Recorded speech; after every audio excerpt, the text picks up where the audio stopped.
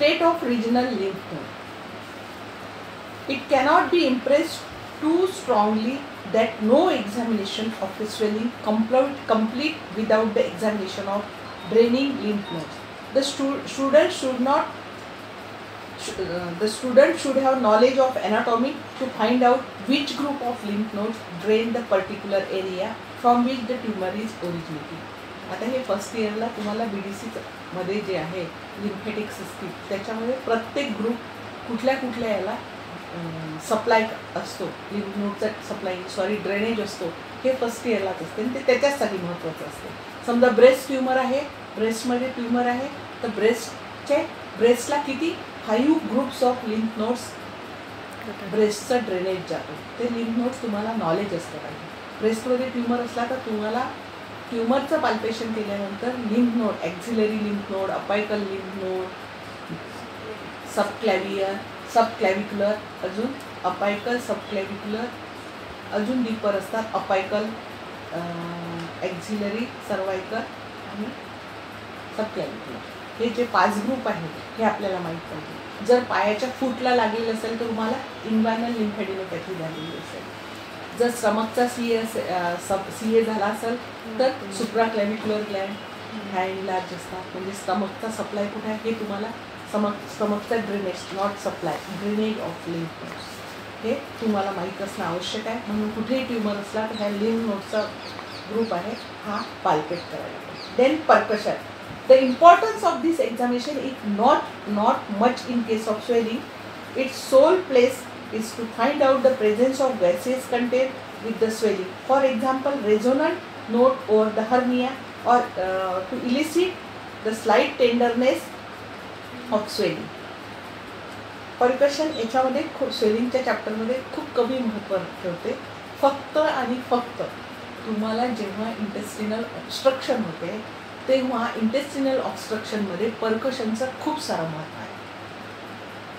की ऑब्स्ट्रक्शन झालेलं आहे तर गॅसेसमुळे डिस्टेन्शन व्हायला लागलेलं आहे, की ऑब्स्ट्रक्शनमुळे आहे, की फ्लुइड आहे, की असायटिस आहे, हे सगळं आपण जेव्हा परकशन करतो त्याच्यामध्ये 2 नोड आपल्याला ऐकू येतात. एक डल नोड आणि रेझोनंट. डल नोड कुठे असतो? जिथे लिक्विड असेल किंवा सॉलिड असेल. आणि रेझोनंट कुठे असतो? जिथे गॅस असतो तिथे परकशन. परकशनची मेथड मी सांगितलेली आहे. जर डल असेल तर आपल्याला साऊंड ढप ढप ढप ढप असेल आणि रेझोनंट असेल तर एक प्रकारचं खाली भाग जे असेल, म्हणजे आपण एखाद्या वेळेस बाटली पाण्याने भरलेली आहे किंवा एखादा आंधळा माणूस कसं ओळखतो हे पाहिजे, रिकामी आहे, आपण न पाहता सांगतो आता ही बॉटल भरलेली आहे. कसं 2 नोडमध्ये फरक आहे. बॉटलमध्ये याच्यात काहीतरी नाही, आपण स्पिरिट पण काहीतरी आहे हे आपण सांगू शकतो, कारण याच्यात अर्ध्यापेक्षा जास्त भरलेलं आहे आणि हे रिकामी. कसं नोड येतात हे परकशनमध्ये ह्या 2 गोष्टी आपल्याला. Then auscultation. All pulsatile swelling should be ausculted to exclude presence of any bruit or murmur. पाहायसाठी आपल्याला ऑस्कल्टेशन महत्त्वाचं आहे आणि इंटेस्टिनल पेरिस्टाल्सिस मुवमेंट पाहण्यासाठी एक ऑस्कल्टेशन महत्त्वाचं आहे. पोस्ट ऑपरेटिव्ह तुम्ही लॅप्रोटॉमी केल्यानंतर पेरिस्टाल्सिस मुवमेंट सुरू झाल्या की नाही हे ॲब्डोमेनमध्ये आपण ऑस्कल्ट करून पाहतो. Measurement it is important in case of orthopaedic. Shortening झालेलं आहे का, लेंथनिंग झालेलं आहे का, मसल वेस्टिंग होत आहे का.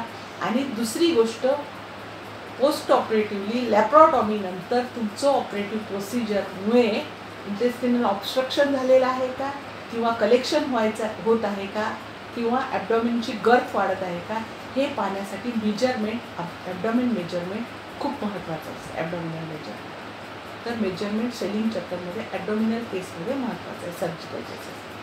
Then movement.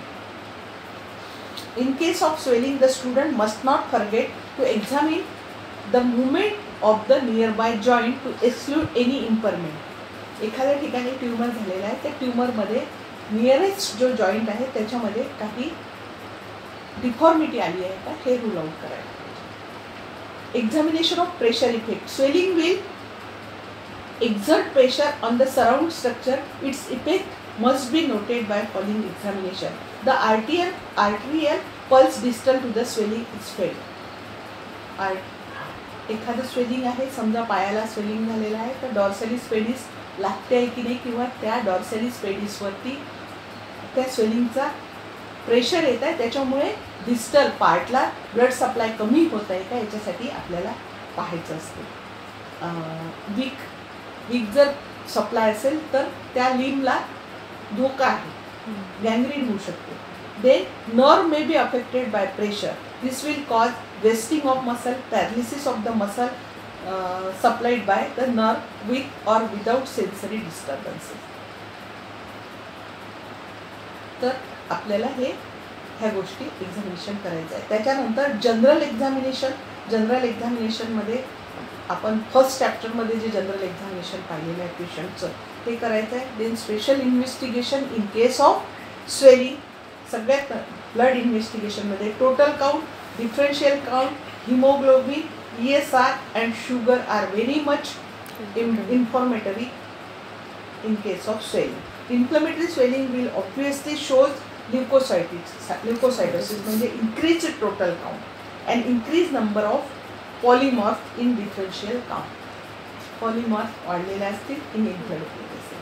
In chronic inflammatory swelling and malignant swelling will show increased ESR. Low hemoglobin percentage means anemia. म्हणजे तुम्हाला जर स्वेलिंग आहे आणि एनिमिया आहे तर तुम्हाला जर स्वेलिंग एक्सरसाइज करायचा आहे तर हिमोग्लोबिन जर कमी असेल तर त्याची ऊन लवकर हील होणार नाही.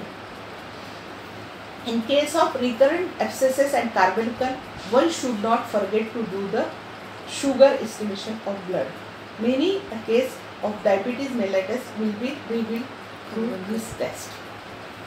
In case of syphilis, the Wassermann test and Kahn test are complement fixation test of the serum is important.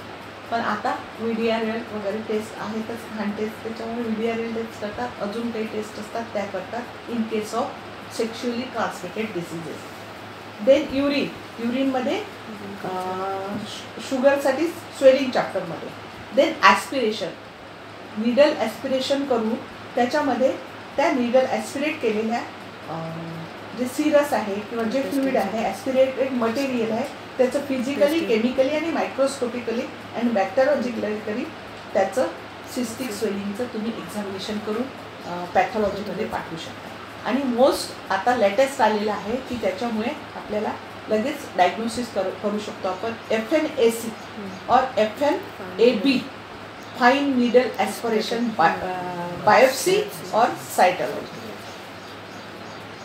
Then x ray बोनच्यासाठी आपण एक्सरे करतो. त्याच्यानंतर चेस्ट एक्सरे प्रत्येक स्वेलिंगमध्ये करणं महत्त्वाचं आहे. एखाद्या पेशंटला लिम्फेडिनोपॅथी असेल, सर्वायकल लिम्फेड, एक्झिलरी लिम्फेडिनोपॅथी असेल तर ट्युबरक्युलोसिस रूल आउट करायला पाहिजे. किंवा प्री ऑपरेटिव्हली तुम्हाला हर्निया आहे, हर्नियाचं टाईप ऑफ स्वेलिंग, याच्यामध्ये तुम्हाला जर पेशंटला ब्रॉन्कायटिस असेल, अस्थमा असेल तर एक्सरे करणं आवश्यक आहे. अदरवाईज हर्निया मे रिका. देन स्किन टेस्ट, ट्युबरक्युलोसिससाठी मॉन्टूस टेस्ट, पण ट्युबरक्युलोसिससाठी आता खूप साऱ्या टेस्ट आल्या आहेत त्याच्यामुळे मॉन्टूस टेस्ट खूप रेअरली केले जाते. देन UHG ऑफ स्वेलिंगमध्ये आपल्याला क्लिअर कट डायग्नोसिस मिळू शकते. Then CT scan, it is again important and latest investigation. 3D CT scan.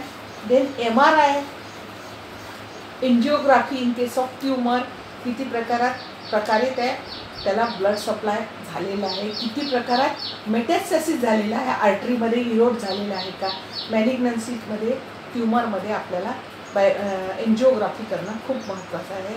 Then biopsy is the best for any tumour. Needle biopsy नंतर drill biopsy, punch biopsy आणि open biopsy. These are the different types of biopsies. Then differential diagnosis of swelling. How to differentiate and how to diagnose the swelling. तर ह्याच्यामध्ये there are different types of swelling. त्याच्यामध्ये different types of swelling मध्ये सगळ्यात पहिले घेतलेलं आहे congenital swelling, traumatic swelling, inflammatory swelling and neoplastic swelling. Congenital swelling are generally present since birth. आता तुम्हाला इथे सगळ्यात महत्त्वाचा प्रश्न विचारल्यानंतर व्हॉट आर द कंजेनायटल स्वेलिंग. तर सगळ्यात पहिले हिमेंजिओमा म्हणजे आपल्याला जे काळे डाग दिसतात, कोणी म्हणते हे माझं बर्थ मार्क आहे, काळा हे असतो किंवा लालसर मोठा डाग असतो. These are the types of haemangioma. कमी जास्त प्रमाणात हिमेंजिओमा असतात. Then cystic हायग्रोमा.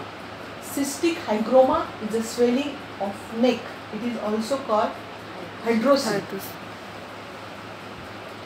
It is due to collection of lymph. A few swelling in this group may not appear since birth, but will make their appearance later in the life. For example, branchial cyst, dermoid cyst, thyroglossal cyst. ह्या तिन्ही प्रकारच्या cyst birth झाल्याबरोबर नाही दिसत, young एजमध्ये दिसायला लागतात. त्याच्यामध्ये पण दोन प्रकार आहे. जे एकदम जन्म झाल्याबरोबर दिसतात, ज्या हिमेंजिओमा आणि सिस्टिक हायग्रोमा, आणि नंतर ॲपियर होतात ते यंग एजमध्ये, डर्मॉइड सिस्ट, ब्रँकियल सिस्ट आणि thyroglossal cyst. Then traumatic swelling. Traumatic स्वेलिंगमध्ये फ्रॅक्चर, डिसलोकेशन, अजून प्रकारचे स्वेलिंग येतात. इन्फ्लेमेटरी स्वेलिंगमध्ये दोन प्रकारचे स्वेलिंग येतात. एक ॲक्यूट इन्फ्लमेशन आणि दुसरं क्रॉनिक इन्फ्लमेशन. ॲक्यूट इन्फ्लमेशनचे ओळखण्याचे 4 प्रकारचे क्रायटेरिया दिलेले आहेत किंवा 4 प्रकारचे सायन्स दिलेले आहेत. Rubor. Rubor means redness. Pallor means rubor. Dolor means pain. Calor means heat आणि ट्युमर मीन्स स्वेलिंग. आणि 5वा आहे इम्पेअरमेंट ऑफ फंक्शन, त्याला फंक्शिओलॉसिया म्हणतात. हे 5 शब्द रुबॉर, कॅलॉर, डॉलर आणि ट्युमर आणि loss of function. These are the 5 clinical signs of acute inflammation.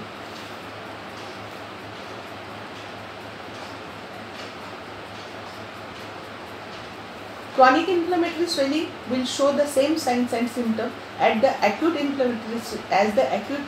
inflammatory swelling, but very much subdued form. ह्याच्यापेक्षा त्याचे लक्षणं इतके ॲक्यूट नसतात, खूप कमी असतात क्रॉनिक याच्यामध्ये.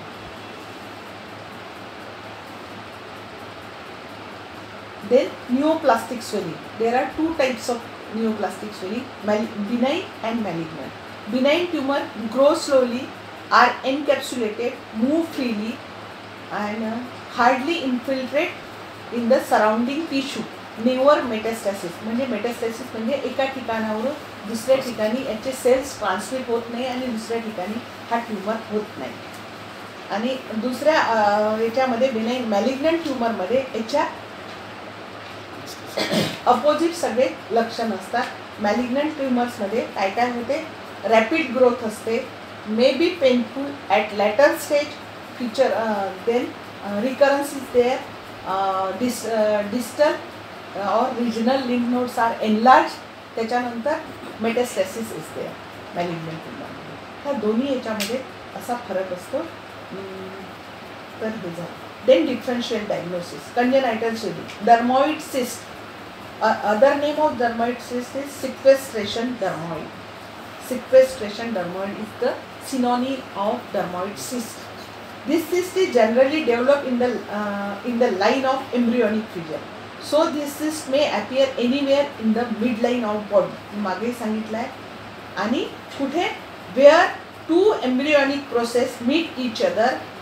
For example, at the outer angle of the orbit, that is outer canthus of eye, and behind the pinna, that is post auricular region, and just below the tongue in the midline, that is ranula.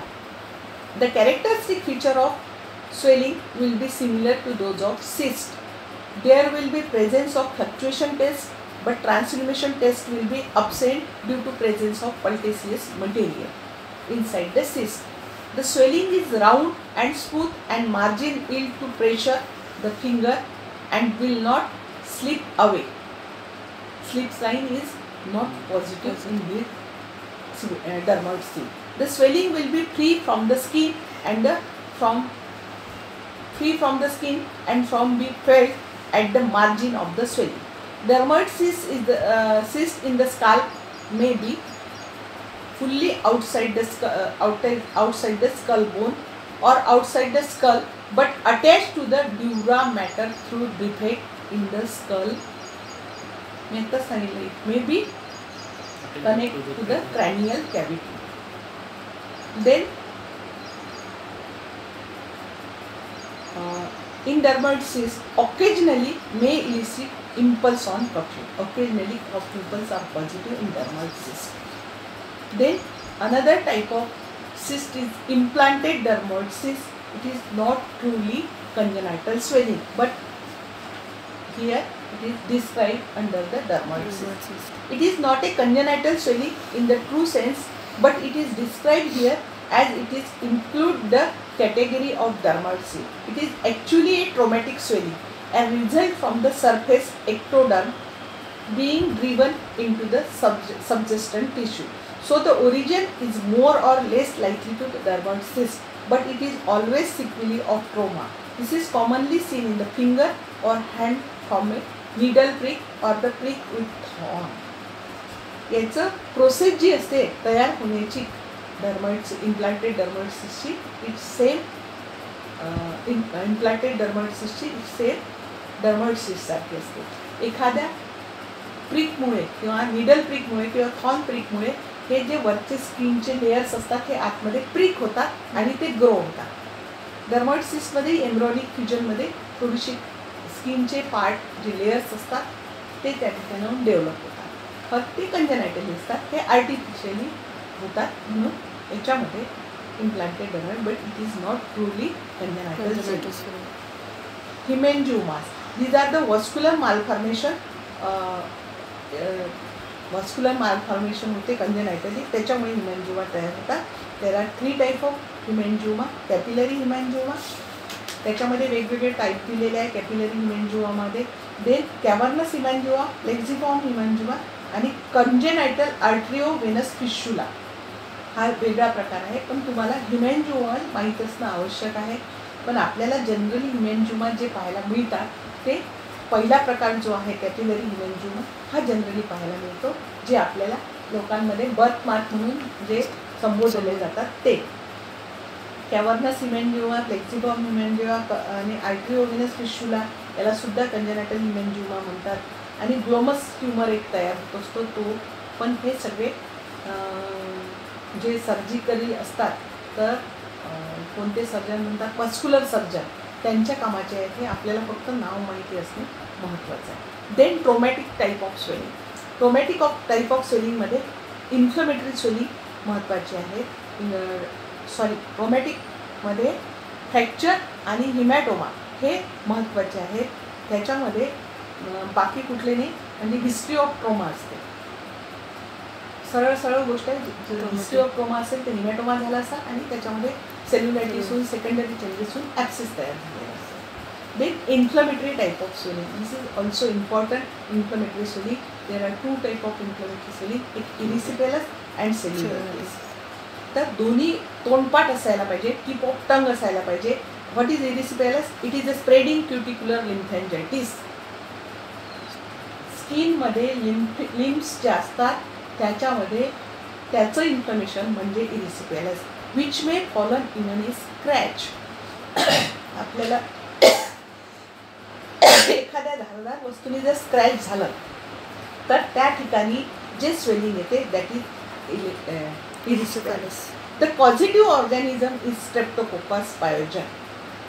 The condition which predispose this disease are debilitating state or poor health of patient. जे patient मालनरिश असतात किंवा हायपोप्रोटीनेमिक असतात त्या पेशंटमध्ये even स्क्रॅचमुळे सुद्धा erysipelas होऊ शकतो.